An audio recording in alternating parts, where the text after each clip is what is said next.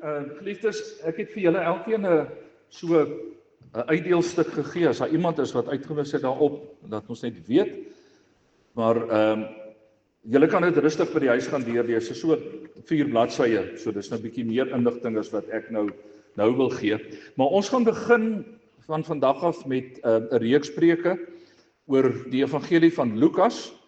En dan as dit klaar is, wil ek graag dat oorloop na Handelinge toe, omdat dit dieselfde outeur is en hierdie 2 boeke op 'n baie besondere manier aan mekaar gekoppel is. Ons gaan nou kyk daarna. Ek gaan net 'n paar vinnige opmerkings maak. Ons hou dit kort. Goed, wie was Lukas? Hy was die outeur van beide die evangelie van Lukas sowel as van Handelinge. Ons weet dat Lukas 'n mediese dokter was. Ek bespreek dit so 'n bietjie meer op die uitdeelstuk. Hy was Grieks sprekend en hy was ook 'n goed opgeleide persoon. Hy's redelik intelligent geweest. Dan die doel van sy evangelie. Hy wil aan Theophilus bewys dat die verhaal oor Jesus betroubaar is. Hy wil die historiese feite aangaande Jesus baie mooi uiteensit en Lukas wil ook mense vanuit die heidendom bereik. En dit word veral duidelik as ons Handelinge saam met die evangelie lees. En ek gaan nou ook so ietsie daaroor sê. Dan sekere kenmerke rondom die evangelie van Lukas. Die evangelie begin en eindig in die tempel. Die evangelie begin en eindig ook in Jerusalem. En dan is Lukas 9 vers 51 'n kernvers in die evangelie. Toe sy tyd naderkom dat Jesus in die hemel opgeneem sou word, het hy vasbeslote die reis na Jerusalem begin. So dis 'n baie belangrike vers wat ons nog mettertyd meer na gaan kyk, maar hou dit voorlopig in gedagte. Dis eintlik die skarnier van die evangelie van Lukas, is Lukas 9 vers 51. En daar is sommer net so 'n prentjie van Jerusalem, hoe hy sou gelyk het in daai tyd. In Jerusalem vind Jesus se dood, opstanding en hemelvaart plaas, die belangrike gebeurtenisse van daar plaas. Jesus se sending na die aarde eindig in Jerusalem, en dan is Jerusalem die beginpunt van die disippels se sending na die hele wêreld. Met ander woorde, Lukas, alles spits af van Lukas 9 vers 51, spits dit af op Jerusalem, en dan kom hulle in Jerusalem aan, en dan van Jerusalem af, in Handelinge 1 vers 8, stuur Jesus die disippels uit, en dan gaan hulle van Jerusalem af na die res van die wêreld toe. Daar het ek sommer net so op 'n prentjie probeer uitbeeld. Die eerste gedeelte van Lukas speel af in Galilea, en dan, soos ek gesê het, dan alles spits dan af op Jerusalem. Hulle kom in Jerusalem aan, al die Jesus se dood, sy opstanding en hemelvaart vind in Jerusalem plaas, en dan van Jerusalem af gaan die disippels uit tot by die uiteindes van die wêreld in Handelinge. Goed, en dan 'n ander belangrike ding is die Heilige Gees. Lukas verwys 17 keer na die Heilige Gees. In Matteus word dit die Heilige Gees slegs 12 keer genoem en Markus slegs 6 keer. Nie dat dit minder belangrik is daar nie, maar Lukas wil die Heilige Gees beklemtoon. Dan ook gebed. Lukas bevat 9 gebede van Jesus, waarvan 7 net by Lukas voorkom. Dis 'n belangrike ding, die rol van gebed.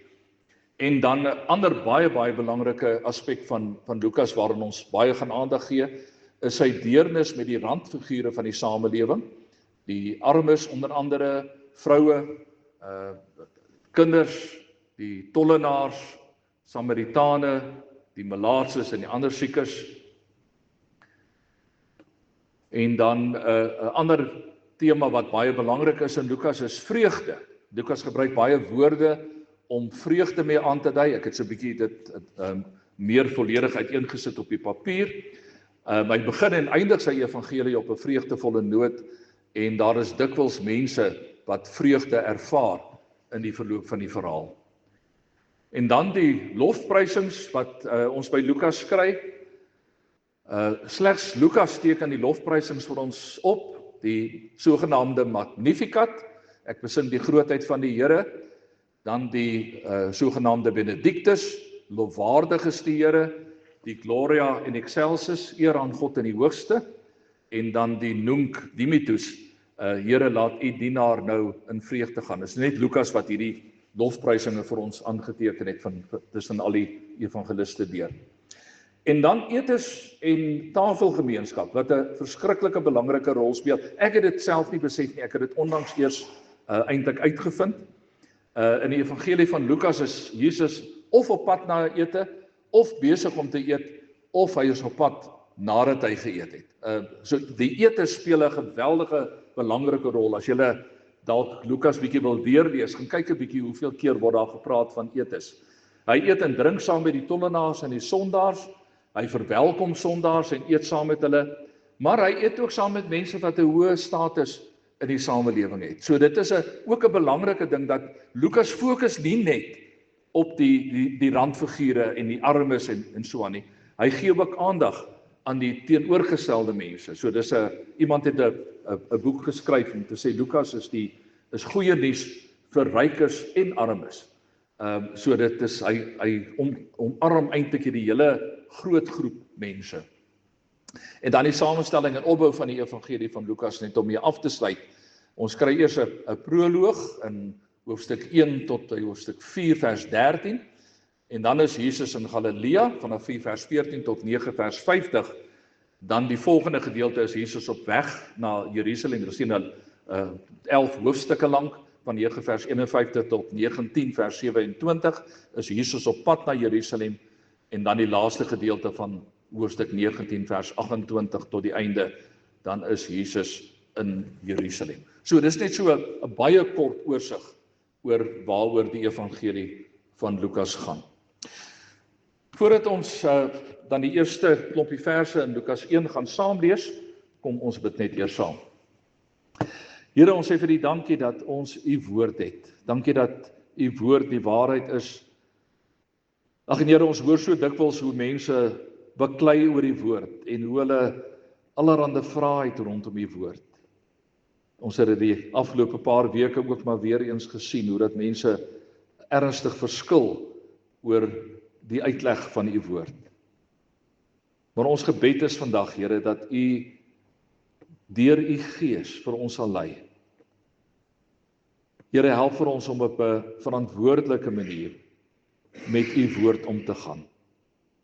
En dat ons U stem sal hoor deur U woord.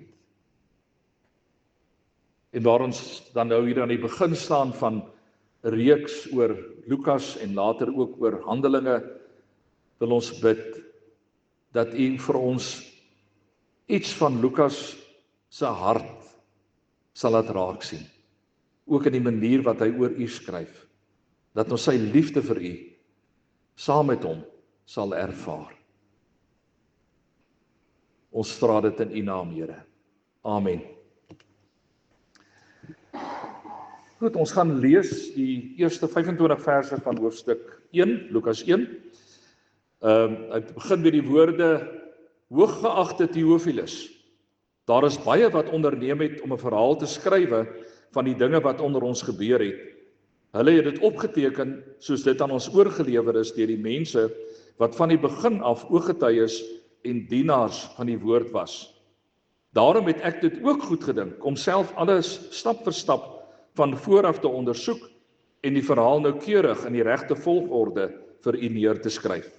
So kan U te wete kom dat die dinge waaroor U onderrig is heeltemal betroubaar is. In die tyd van koning Herodes van Judea was daar 'n priester met die naam Sagaria uit die diensgroep van Abia. Ook sy vrou het van Aaron afgestam en haar naam was Elisabeth.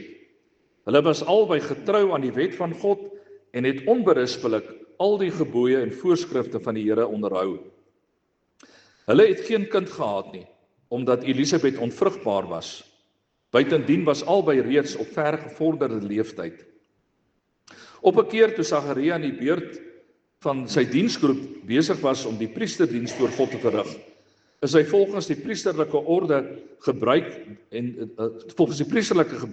deur die lot aangewys om in die tempel van die Here in te gaan en die wierook op die altaar te brand. Terwyl die wierookoffer gebring is, was die hele volksmenigte buite besig om te bid.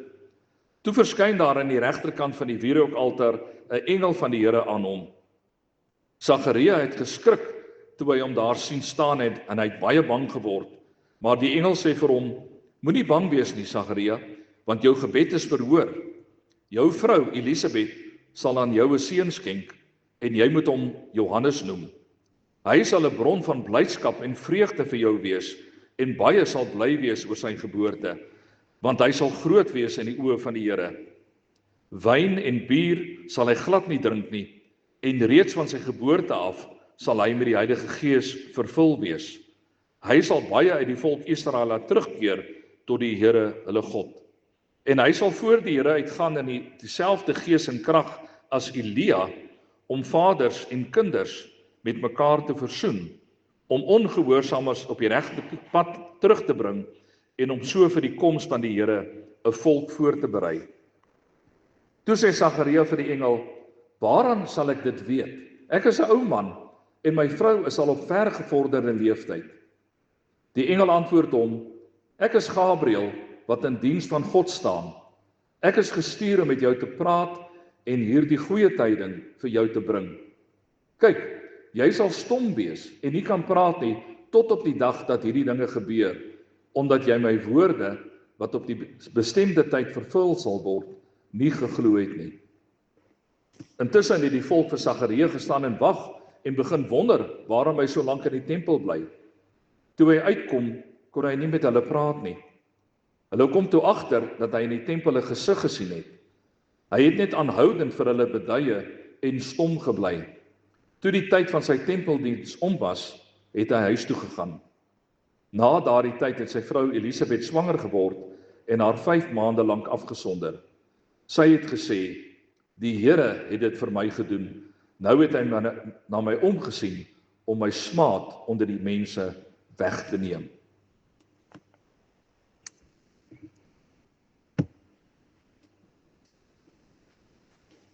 Geliefdes, die evangelie van Lukas het eintlik nog altyd by die lesers 'n besondere plek ingeneem. En ek dink die groot rede is omdat Lukas in staat was om dinge op 'n vreeslike kleurvolle manier aan ons te beskryf. Mens dink nou maar byvoorbeeld aan die engele wat daar by die herders opgedaag het met die boodskap vrede vir julle en die boodskap wat hy dan aan hulle aankondig, daai toneel wat ons al so dikwels gesien het, wat by meeste Kersfeeskonserte opgevoer word. Lukas beskryf dit op 'n manier wat Matteus en Markus nie heeltemal op dieselfde manier kon regkry nie.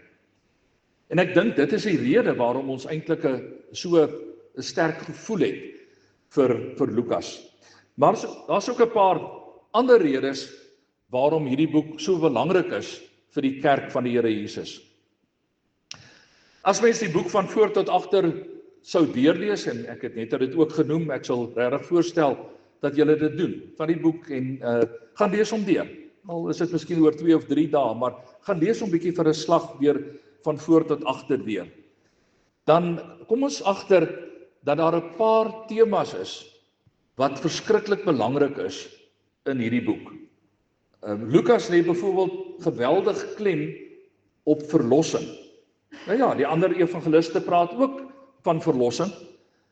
Verlossing deur Jesus Christus, deur geloof in hom. Maar dit is Lukas wat op 4 verskillende geleenthede vir ons vertel hoe dat Jesus vir iemand sê, jou geloof het jou gered. So dit is 'n baie belangrike tema in die evangelie van Lukas. Geloof. En dis ook Lukas wat vir ons in hoofstuk 19 vers 10 vertel dat Jesus gekom het om te soek en te red wat verlore is. Benewens die tema van verlossing wat dan so belangrik is in Lukas, is daar ook 'n ander tema wat verskriklik belangrik is. Ek het nou in die inleiding het ek so 'n bietjie daarna verwys ook.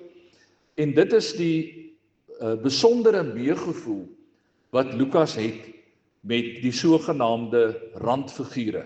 Nou wat is 'n randfiguur?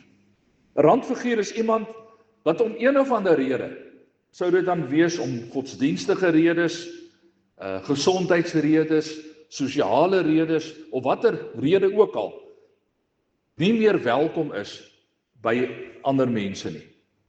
Die sondaars, die siekers, die malaatses, bedink maar aan die malaatses wat uitgedryf is en waarskynlik maar daar op die vullishope moes leef. Die duiwelbesetenis, die Samaritane, die tollenaars, die vroue en die kinders, die heidene, om maar net 'n klompie te noem. Dis almal randfigure, mense wat uitgeskuif is uit hierdie intieme groep gelowiges wat in Jerusalem veral geleef het. En daai mense was nie welkom daar nie. En Lukas kom en hy reik uit na daai mense. Hy trek hulle juis van die rand af nader na die binnekring om sy eie deernis en natuurlik God se deernis met hierdie mense te illustreer. Hierdie mense is oor die algemeen sosiaal en letterlik fisies, soos ek genoem het met die malaatses, uitgedryf uit die samelewing uit en hulle moes dikwels 'n baie eensame bestaan voer. Nou miskien sou mense kon sê, is dit nie vreemd dat Lukas so deernis het met hierdie randfigure nie. Hy was immers 'n mediese dokter en mense sou nogal kan verwag, ek weet nie alle dokters is so nie, maar mense sou oor die algemeen nogal kan verwag dat 'n mediese dokter deernis sal hê met mense wat op een of ander manier in 'n krisis leef. Nietemin is dit 'n baie belangrike aspek van Lukas se evangelie en iets wat ons baie dikwels na gaan kyk in die weke wat gaan kom. So minstens hierdie twee dinge, Lukas se groot beklemtoning rondom verlossing, geloof en dan ook daarmee saam sy deernis met die randfigure, is twee dinge wat ons moet in ag neem as ons besig is met hierdie evangelie van Lukas. Nou, die evangelie begin deurdat hy vir sy vriend Theophilus in die eerste paar verse verduidelik waarom hy dit ook nodig gevind het om 'n evangelie te skryf. Dit was nie die eerste evangelie wat geskryf is nie. Markus is die eerste evangelie gewees en dit was waarskynlik al redelik bekend gewees onder die mense. En nou kom Lukas en Lukas sê, maar ek wil ook 'n evangelie skryf. Ek wil ook vertel van die dinge wat ek oor Jesus Christus ervaar het. En dan sê hy, hoekom hy dit wil doen? Hy sê, want ek wil dit op 'n logiese manier vir julle vertel. Ek wil dit kronologies eintlik, so van die begin tot die einde, wil ek vir julle die verhaal vertel van die Here Jesus. Hy wil dit op 'n ander manier doen. Hy wil nie net 'n storie vertel nie, maar hy wil dit op 'n baie logiese manier vir hulle uiteensit. En dan, direk nadat hy dit gesê het, dan vertel hy vir ons die verhaal van Sagaria en Elisabeth, die ouers van Johannes die Doper.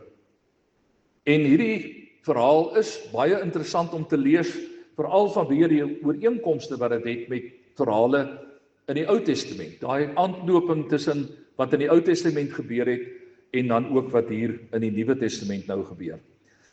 Sagaria was 'n priester. Hy het afgestam uit die stam van Aaron. En slegs afstammelinge van Aaron is toegelaat om in die tempel diens te doen as priesters.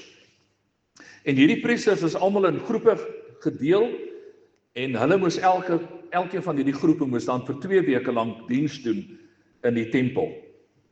Sagaria se vrou se naam was Elisabeth en ons lees dat sy ook vanuit die geslag van Abraham afstam. En dan lees ons die getuienis oor hierdie twee persone, en dis my pragtig, ons lees daar in vers 6, hulle was albei getrou aan die wet van God, en het onberispelik al die gebooie en voorskrifte van die Here onderhou. Is dit nie mooi nie? Is dit nie mooi gestel? Die mooiste wat jy van mense kan sê, hulle was getrou gewees aan die Here, hulle het die Here gedien in alles wat hulle gedoen het nie. Mag dit van my waar wees, en mag dit van elkeen van ons waar wees, dat mense sal sê, maar ons ken daai mense en ons weet dit van hulle. Hulle is getrou aan die Here. Maar ten spyte van hierdie pragtige getuienis oor hulle lewens, het daar ook 'n donker wolk oor hulle gehang. En dit is dat hulle kinderloos was. Nou in daai tyd is kinders gesien as 'n seën van die Here, baie kinders is gesien as 'n groot seën van die Here se kant af, terwyl kinderloosheid oor die algemeen beskou is as God se straf oor 'n mens. So daar het onmiddellik iets van 'n stigma aan iemand gekleef, aan mense gekleef wat nie kinders gehad het nie. Want die mense het begin praat, wat het hulle verkeerd gedoen? Wat se sonde het hulle gedoen dat hulle kinderloos was? Ons gaan dit ook later sien as ons kyk na mense wat melaats is, dat daar ook oor mense 'n stigma gehang het om te sê, maar hoekom het God daardie mense gestraf? Het hulle een of ander geheime sonde gedoen dalk wat ons nie van weet nie. So kinderloosheid is werklik beskou as 'n straf van God se kant af. Onthou nou net, ons het nou net hierdie pragtige getuienis oor hulle gelees, dat hulle sê, maar hulle was getrou aan die Here gewees. So iewers klop hierdie twee dinge nie met mekaar nie. Jy kan nie getrou wees aan die Here, dat dit as 'n so pragtige getuienis oor jou lewe hang, en terselfdertyd word jy deur God gestraf deur kinderloosheid nie. Maar daai donker wolk het nogtans oor hierdie twee gelowiges se lewens gehang. En dit moes vir hulle baie moeilik gewees het om te aanvaar. Dit was dan juis ook hierdie kinderloosheid wat van Elisabeth een van die sogenaamde randfigure in die evangelie van Lukas maak. Omdat sy volgens vers 25 voortdurend gespot is daaroor dat sy nie kinders gehad het nie.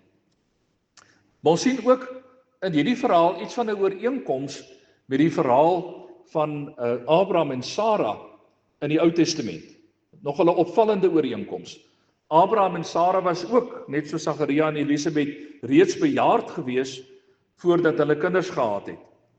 En ook, soos in die geval van Abraham en Sara, sien ons in hierdie gedeelte dat God hom nie steur aan die natuurreëls om sy doel met hulle te bereik nie. In albei gevalle word daar gesê dat die vroue reeds verby die ouderdom was wat hulle kon kinders gehad het.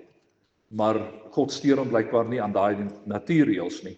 En in albei gevalle word die vroue dan swanger en kry hulle kind. Nou wat daar by die tempel gebeur het, hoe dit gewerk het, is dat daar elke dag deur die lot bepaal is watter een van die priesters die wierook op die altaar in die tempel moes gaan verbrand. En dit is 'n besondere eer gewees om daai taak te kry, en dit was vir elke priester net een keer in hulle lewe beskore gewees om daardie werk te gaan doen. Onthou ons nou gesê die priesterkorps is opgedeel, elke korps, elke groepie het 2 weke lank diens gedoen in die tempel, maar dan is daar een van hulle gekies om daardie wierook te gaan verbrand, en dit mag net een keer in 'n priester se lewe gebeur het. So dis 'n besondere dag in die lewe van Sagaria, dat hy nou gekies word om die wierook te gaan brand. En dan terwyl hy daar in die tempel was, verskyn die engel Gabriël aan hom. Nou die engel Gabriël lees ons ook op 'n paar ander plekke van, maar onder andere lees ons van Gabriël in die boek Daniël, en dit is Gabriël wat aan Daniël verskyn en aan hom die boodskap bring dat God die volk van Israel sal red. En dan weer eens, net soos in die tyd van Daniël, kom die engel Gabriël en hy verskyn nou aan Sagaria, en hy kondig ook 'n boodskap van redding vir hulle aan. Nou kondig hy die geboorte van Johannes die Doper aan, die man wat dan as wegbereider sou optree vir die koms van die Here Jesus. God het vir Johannes op 'n besondere manier verkies om sy taak hier op aarde te verrig, en hierdie taak het hoofsaaklik daarin bestaan om aan die volk van Israel te verkondig dat hulle moes bekeer. Daarom vind ons hom later in Lukas 3 vers 3, waar hy vir die mense sê, bekeer julle en laat julle doop en God sal julle sondes vergewe. Maar soos in die geval van Abraham en Sara, daar in die Ou Testament, word Sagaria ook hier oorval deur twyfel. Hy glo nie dat dit wat die engel Gabriël aan hom gesê het, werklik gaan gebeur nie. Aangesien, soos dit hier staan, dit volgens die wet van die natuur nie meer vir Elisabeth moontlik was om op haar leeftyd nog kinders te hê nie.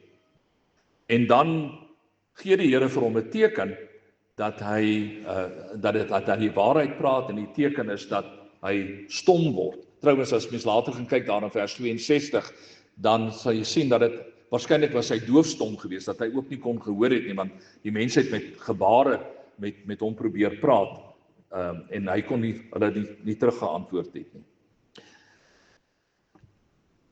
Die priester wat die offer in die tempel moes bring, en dan in hierdie geval Sagaria, moes nou die offer bring, hy moes die wierook brand, en dan voordat hy uitgekom het uit die tempel uit, moes hy 'n gebed doen. Maar, nogal interessant, dat hy 'n voorskrif gehad vir daai gebed, wat die priester moes bring, dit moes 'n baie kort gebed wees. Want hulle het gesê, as hy te lank bid, dan gaan die mense naderhand begin wonder wat het van hom geword, en hulle gaan dalk dink hy het dood gegaan hier in die tempel, en dan sou dit 'n probleem gewees het, hulle kon hom nie uitkry uit die tempel uit nie. So die voorskrif aan die priester was, hy moet baie kort bid. Maar, wat nou gebeur, is dat daar intussentyd het die engel Gabriël aan Sagaria verskyn, dat hierdie gesprek tussen hulle plaasgevind, en nou begin die tyd aanstap, soveel so, dat die mense buitekant naderhand begin wonder, wat het van hom geword. Lees daar in vers 21, hoe dit hulle begin wonder, het daar iets gebeur met hom, hier binnekant in die tempel. En toe hy uiteindelik verskyn, uit die tempel uit, toe besef hulle, maar daar moes een of ander ding, spesiale ding daar binnekant in die tempel gebeur het. Hy moes een of ander gesig gesien het. En die Here moes op 'n manier aan hom gepraat het. En natuurlik nou is hy stom, en hy kan nie eintlik met hulle kommunikeer oor wat gebeur het nie. 'n Paar dae later, nadat Sagaria klaar was, daai tydperk van 2 weke, nadat hy dit afgehandel het daar by die tempel, keer hy terug na sy huis toe. En soos wat Hanna, die moeder van Samuel, destyds swanger geraak het na haar besoek aan die tempel, so word Elisabeth ook nou swanger na haar man se besoek aan die tempel. En dit is my baie interessant dat iemand op 'n plek geskryf het dat almal van wie ons in die Bybel lees, wat kinderloos was, en dan hulle hart voor die Here gaan uitstort het, wel uiteindelik 'n kind gehad het. In die vrou se geval dan het hulle swanger geraak en geboorte gegee aan 'n kind. En al is dit dan op 'n hoë ouderdom, soos in die geval van Sara en dan ook Elisabeth, maar iewers is dit asof die Here ook hierdie randfigure, hierdie mense wat eintlik uitgestoot is uit die samelewing uit, hierdie mense op wie neergekyk is, omdat hulle nie die seën van kinders gehad het nie, dat God na daai mense toe uitreik, en dat hy dan wel, al is dit op 'n hoë ouderdom, vir hulle seën met 'n kind. Nou lees ons dat nadat Elisabeth die nuus gekry het, en dan nadat sy agterkom dat sy swanger is, lees ons dat sy haarself vir 5 maande lank afgesonder het. En die rede hiervoor was waarskynlik dat sy's natuurlik opgewonde daaroor dat sy swanger is. Sy wil vir almal vertel dat sy swanger is, maar jy kan jou nou indink as so 'n bejaarde vrou soos Elisabeth aan 'n klomp jong mense vertel ek is swanger, hoe hulle agter hulle hande gaan lag vir haar en sê dat sy's bietjie besig om dalk nie, sy's nie meer so lekker bo nie. So sy het haarself vir 5 maande lank afgesonder, en waarskynlik tot op die punt waar dit dan begin duidelik word het, fisies duidelik word het, dat sy wel swanger is. Maar Elisabeth besef dat haar swangerskap 'n genadegawe van God was, en daarom eindig hierdie gedeelte met 'n lofprysing aan die Here, waarin sy die Here loof, omdat hy haar verleentheid raak gesien het, en aan haar 'n kind gegee het.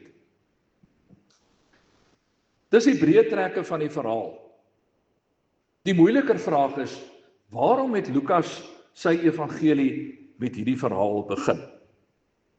Ons het in die adventstyd, die tyd voor Kersfees, het ons eintlik 'n paar keer verwys daarna, hoe dat die Jode in die verwagting geleef het, dat die Messias gekom, maar dat daar vir 400 jaar lank geen profeet meer was, wat gepraat het oor die koms van die Messias nie. So vir 400 jaar lank, van geslag tot geslag, gebeur daar net mooi niks nie. En die verwagting wat hulle gehad het op 'n stadium, toe die profete nog aktief gepraat het, daai verwagting het begin doodgaan. En dan uiteindelik het ons gehoor, het Johannes die Doper op die toneel verskyn en kort na hom Jesus Christus. So daai 400 jaar het uiteindelik uitgeloop daarop dat die belofte van die Here, van die Messias wat gaan kom, dat dit bewaarheid sal word. En met hierdie boodskap waarmee Lukas begin, hierdie vertelling van die verhaal van die geboorte van Johannes die Doper, is dit asof Lukas vir ons wil sê, nou die ratte uiteindelik aan die draai gekom. Hierdie ratte wat vir 400 jaar doodstil gestaan het nou skielik weer begin beweeg. En daai ratte is in werking gestel om voor te berei vir die koms van die Messias, van Jesus Christus, wat na die aarde sou kom. En eintlik wil Lukas dan deur hierdie verhaal vir ons sê, dinge het nie buite God se beheer geraak nie. Vir daai 400 jaar wat dit so stil was, waar daar geen profeet was nie, was God nie stil nie. God het nie stil gesit en niks gedoen nie. Dinge op aarde, al het dit soms vir hulle so gevoel, en natuurlik met die hoe dit polities gegaan het, met die Romeine onder andere, wat vir hulle so 'n swaardheid gegee het, wil Lukas vir ons kom sê, dinge het nie buite beheer van God geraak nie. God is steeds besig om te werk in die geskiedenis. Hy is steeds besig om te werk met sy kinders. En alles is afgespits daarop dat God sy doel met die mensdom sal bereik. Die koms van die koninkryk van God hier op aarde. Iemand wil vroeër die week by my weet, hoe voel ek oor 2026? Is ek optimisties daaroor of is ek pessimisties? En toe antwoord ek, toe sê ek, wel ek is nie optimisties nie en ek is ook nie pessimisties nie. Ek is realisties. Daar's 'n klomp positiewe dinge wat besig is om te gebeur. Dit lyk asof die ekonomie dalk so bietjie na die positiewe kant toe wil draai. Brandstofpryse het so bietjie afgekom. Dis dinge waaroor mens natuurlik positief kan voel. Maar terselfdertyd weet ons dat daar onweerswolke besig is om saam te trek, dat daar oral in die wêreld gevegte aan die gang is en dat daar selfs mense is wat begin praat dat die moontlikheid van 'n derde wêreldoorlog nie heeltemal so ver gesog is nie. Mag die Here ons daarvan bewaar, maar dit lyk tog asof daar ook op daai gebied dinge nie heeltemal so positief is nie. Maar mens kan ook op 'n realistiese manier na al hierdie dinge kyk. En vir ons is die vertroosting dat ons weet dat God met ons op pad is na 'n bepaalde doel toe. Dat God met die wêreld en met sy kerk in hierdie wêreld op pad is en God wil sy doel bereik en God sal sy doel bereik. Soos wat God in die Ou Testament beloftes gemaak het aan sy volk, wat uiteindelik vervul is met die koms van Jesus Christus. So het God aan ons beloftes gemaak. Ons kry dit in sy woord, dat dit vir ons opgeteken is. Beloftes van God se verlossing, beloftes van God se koninkryk, God se heerskappy het ons gesien hier op aarde. Beloftes van 'n nuwe hemel en 'n nuwe aarde wat aan die kom is, het ons daar gesien toe ons met Openbaring besig was. En as dit dan vir ons lyk asof God soms van ons vergeet het, as dit vir ons voel asof God amper nie meer hier is nie, en baie mense voel so oor wat in die wêreld aan die gang is, dan lees ons hier in Lukas 1 van die aankondiging van die geboorte van Johannes die Doper, dat God sê, nou het die ratte begin draai, en hy kom na die aarde toe, as wegbereider vir Jesus Christus.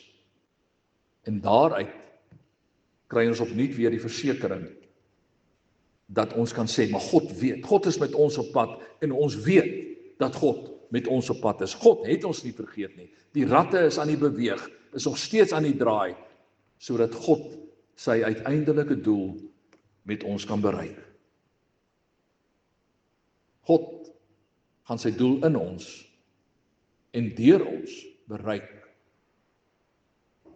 deurdat sy koninkryk volkome hier op aarde sal kom, dat God se heerskappy hier op aarde sal kom. So begin die evangelie, die goeie nuus, soos dit aan ons vertel word deur Lukas. Soos Lukas kan ons op 'n nugter manier kyk na wat in die wêreld aan die gang is. Hy het die heerser van daai tyd opgenoem. Hy het gesê dit het in Herodes se tyd gebeur en noem later 'n klompie ander name van heersers en hy sê hierdie geskiedenis, hierdie wonderlike geskiedenis, die heilsgeskiedenis van Jesus Christus gebeur binne die geskiedenis van die aarde. En al lyk die geskiedenis op aarde en lyk die dinge wat op aarde gebeur vir ons sleg en dan laat dit ons baie keer regtig moedeloos raak. Sê hy Jesus Christus is te midde van al hierdie dinge gebore. En dit is hoe ons vandag ook na die wêreld kan kyk. Ons kan nugter en realisties kyk na wat in die wêreld aan die gang is. Ons kan nugter en realisties kyk na die geskiedenis van ons tyd. Ons kan kyk na wie die konings is en wie die heersers is, wie die presidente is en wie die eerste ministers is en wie wat ook al is in die wêreld. Maar ons kyk altyd met 'n gelowige oog na hierdie geskiedenis. Ons lees dit nie net in 'n koerant en raak moedeloos oor wat aan die gebeur is nie. Ons lees dit met 'n gelowige oog en met die wete, die ratte het aan die draai gekom. By die aankondiging van die geboorte van Johannes die Doper het die ratte begin draai en ons is op pad dat God sy doel met ons en deur ons kan bereik. Broer en suster, dit gee vir my hoop vir 2026. Mag dit vir jou ook hoop gee. Amen.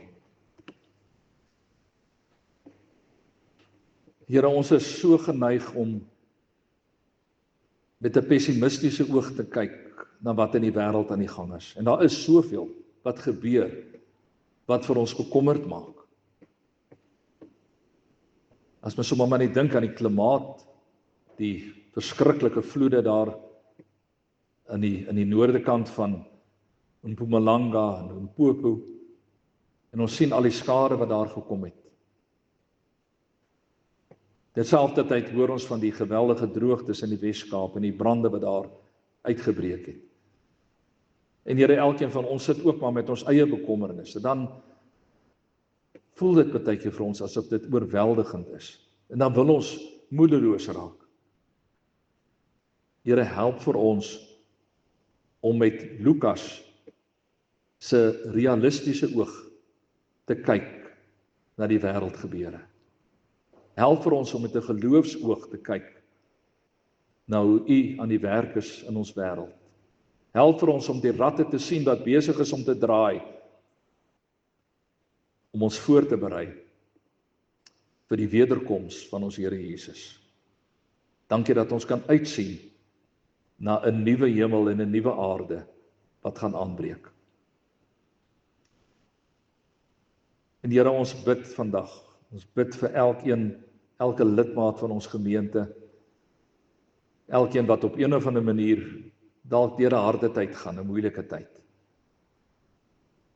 Help dat ons U kan raak sien agter dit alles, deur dit alles, dat ons die hand van Jesus Christus duidelik sal kan raak sien.